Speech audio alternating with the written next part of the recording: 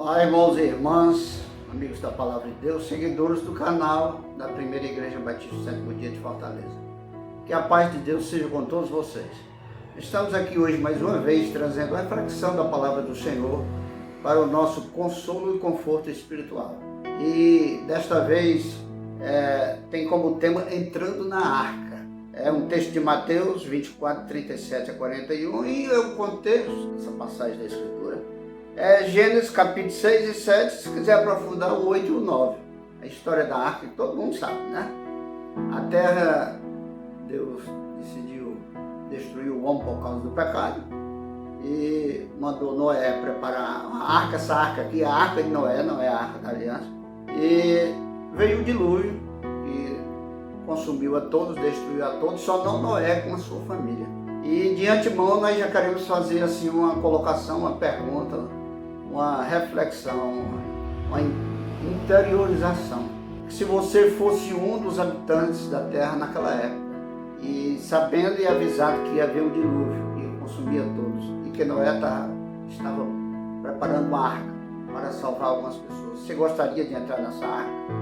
Ou preferia fazer chacota com Noé e ficar de fora? Pois hoje uma arca está sendo construída desde 2000 anos atrás, que é o projeto da salvação em Cristo Jesus. O Noé hoje representa Jesus e a pregação do Evangelho através daqueles que creram nele e o seguiram através dos séculos. A igreja do Senhor Jesus representa a família de Noé. Jesus é o novo Noé, tá certo? Então nós vamos ler aqui o texto de Mateus 24, 37 a 41, que diz assim: E como foi nos dias de Noé, assim será também a vida do Filho do Homem. Porquanto, assim como nos dias anteriores ao dilúvio, comiam, bebiam, casavam e davam-se em casamento, até o dia em que Noé entrou na arca, e não perceberam até que veio o dilúvio e os levou a todos, assim será também a vinda do Filho do Homem. Então, estando dois do campo, será lavado um e deixado o outro. Estando duas moendo do moinho, será levado uma e deixada a outra. Bendito seja Deus. Olha, nós temos aqui várias considerações a fazer. Primeiramente, por que Deus ia destruir o homem? Deus destruiu o homem, foi Ele que fez. Mas Ele fez o homem para o bem, para a justiça, para o amor, para a paz, para ser a sua imagem e semelhança, agir como Deus, né? E o homem, olha aqui o que é que diz em Gênesis 6,5. Toda a imaginação dos seus pensamentos e do seu coração eram maus continuamente. Estava desse jeito o homem. Estava sendo o contrário do que Deus lhe criou para ser. Por isso que Deus resolveu destruir o homem. Aí no capítulo 6, versículo 7, diz assim: Destruirei de sobre a face da terra o homem que criei. Uma certa Deus cria o homem e destruir, mas teve um motivo. Alguém disse, mas o homem era fraco, era frágil. Mas Deus avisou a ele que não comesse do fruto daquela árvore da ciência do bem e do mal. Se ele comesse, ele morreria. E esse morrer não era de imediato morrer, mas passar a agir de tal forma que todas as suas ações lhe conduziriam a essa morte. Aí o segundo ponto é o seguinte: a misericórdia no juízo. Ali era o juízo de Deus sobre a humanidade, mas por misericórdia. Nós não podemos falar da ira de Deus, de um Deus irado, sem falar da misericórdia. E a misericórdia foi a Noé e a sua família. O porquê nós vamos ver agora. Era um juízo sobre todo homem. E Noé e a sua família. Ele com a esposa, 3 filhos, Sem, Cão e Jafé. Com as suas esposas davam 8. Se ele ia destruir o homem, por que não destruiria esses que também seriam homens? Porque a misericórdia triunfa também no juízo. Só que tem uma condição, e é isso que nós vamos ver nesse tópico. Gênesis 6,8 diz assim: Noé, porém, achou graça aos olhos do Senhor. O princípio aqui é que a graça, só pela graça, é que somos poupados. E no 6,9, na última parte, diz: Noé era um homem justo e reto em suas gerações. Noé andava com Deus. Essa é a forma de encontrar a graça de Deus, através da misericórdia no juízo. É andar com Deus. Alguém pode dizer, não, é porque Noé era um homem justo e reto. Não, primeiramente, ele andava com Deus. Porque ele andava com Deus, ele era justo e reto e achou graça aos olhos do Senhor. terceiro ponto é a dinâmica do plano do salvamento.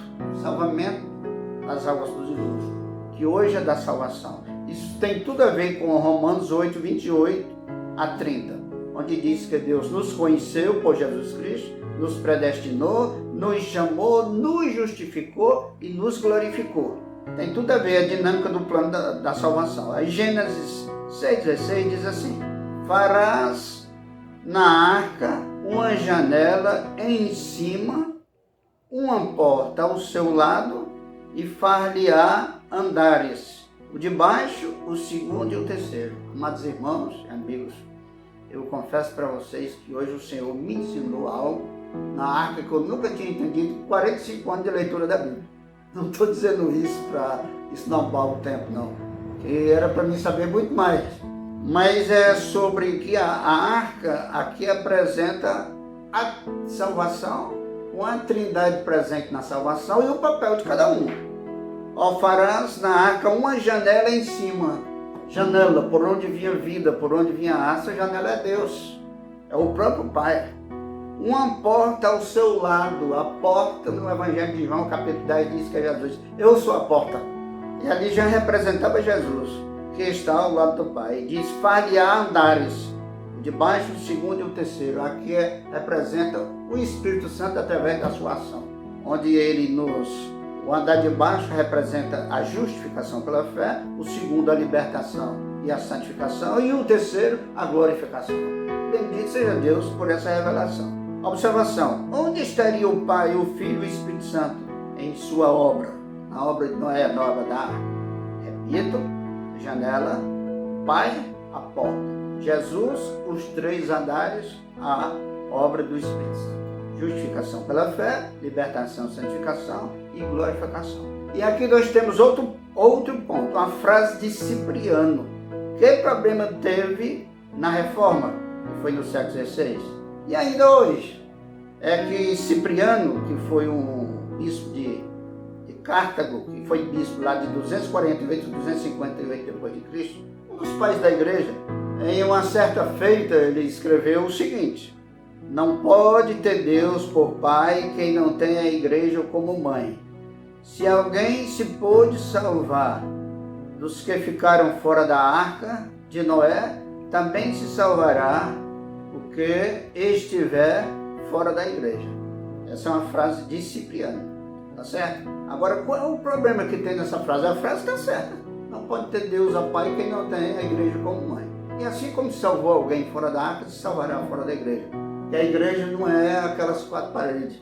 Não são aquelas quatro paredes. A igreja é o grupo de todos os salvos reunidos pelo Espírito Santo, salvos na pessoa bendita de Jesus, no plano da salvação, através de Jesus Cristo. Os salvos são isso aí. E não pode haver salvação fora dessa realidade. Agora, o problema é que a igreja oficial, na Idade Média, dizia que ninguém se salvaria fora dela. A igreja predominante, eu não vou citar nome. E essa arca não representa uma denominação. Pode ter a dimensão que tiver, pode ter a história que tiver, em qualquer tempo e em qualquer lugar. Não é uma denominação. A arca primeiramente é Jesus. É o plano da salvação, é a salvação na pessoa bendita de Jesus. É a igreja, mas não uma denominação. Então nós precisamos de entrar nesse projeto de salvação que Deus trouxe à terra. Agora, quebrando um preconceito, aceitar Jesus como Salvador. Eu hoje, na produção desse vídeo, eu trouxe essa realidade, porque no meio dos cristãos não católicos, e até no meio católico hoje, se pergunta: quem quer aceitar Jesus como Salvador? E existe um significado errado para isso, é a pessoa entender que só aceita Jesus como Salvador quem ouve esse apelo em uma igreja evangélica, vai lá na frente, abre a boca, diz que aceita, embora o coração não esteja aceitando, e a partir dali passa a ser membro daquela igreja. Isso aí não é suficiente para significar aceitar Jesus como Salvador. Porque aceitar Jesus como Salvador é muito mais do que isso. Embora isso tenha importância, porque a pessoa faz confissão com a boca. E o Evangelho diz que quem me confessar diante dos homens, confessarei diante de meu Pai. Então um significado errado. Aceitar Jesus como Salvador, existe um jeito certo. É aceitar essa graça, é aceitar entrar nesse projeto. Então, sobre a graça, nós queremos explicar que, primeiramente, ela é a clemência, através da justificação pela fé, ela é a clemência de Deus. E, em segundo lugar, ela é a mudança, é a graça libertadora e santificadora. Está baseada em Efésios 2:10, onde diz que em Cristo nós somos feitos nova criatura.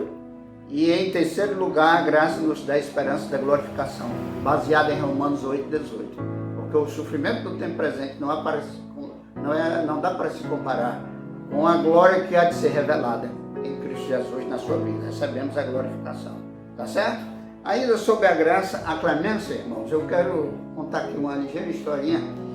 É que nas culturas orientais tinha muito pena de morte, tá? Em muitas partes do mundo havia pena de morte. E se praticava um cerimonial mais ou menos assim. Na hora que a pessoa estava lá na praça para ser executado, fosse lá onde fosse, os que faziam lá o momento, o ato, o evento, os que presidiam, faziam uma pergunta ao réu: você está consciente? 3 perguntas. A primeira: você está consciente que está aqui para ser executado hoje, porque transgrediu o princípio tal da lei tal, e por isso vai ser condenado? Foi condenado e vai ser executado? Ele tinha que responder sim. A segunda pergunta era: você tem alguma palavra para dizer a essas pessoas? Você tem algo para dizer? Diga. Ele podia falar ou não. E o terceiro ponto era: tem alguém aqui no meio do povo que queira morrer por esse réu? Dificilmente alguém dizia: eu quero morrer. Mas foi o que aconteceu conosco.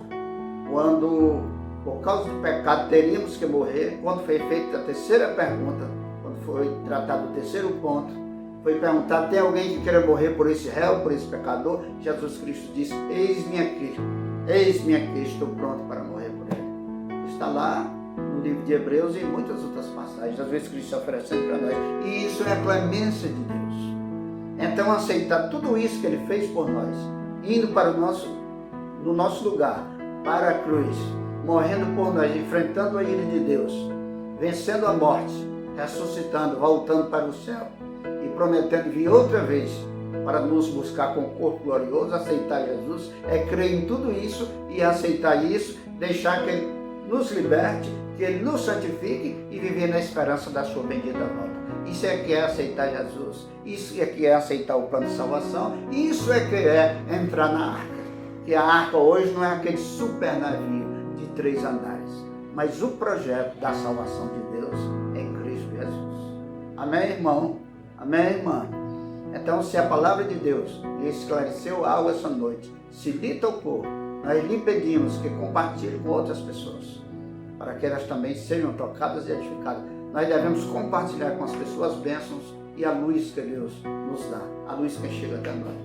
E você que recebeu o compartilhamento, se desejar se inscrever no nosso canal, seja bem-vindo. Aperte lá o sininho, para que quando for postado um novo vídeo, o YouTube venha lhe notificar. Seja feliz conosco, faça parte da nossa família. Nós agradecemos a Deus por Ele nos usar dessa forma e nos alimentar com a sua palavra. Deus bendito e eterno Pai, nesse momento eu te peço por todas essas pessoas onde essa mensagem vão chegar. E nesse momento quero interceder por toda a humanidade, todas as vítimas da Covid-19, todas as famílias que perderam os seus entes queridos. Quero te pedir também pelos governantes que tenham força e luz, capacidade para prover aquilo que é parte deles. E peço a Ti, ó Pai, que nos fortaleça, nos capacite para enfrentar esse momento difícil, até que passe essa tempestade.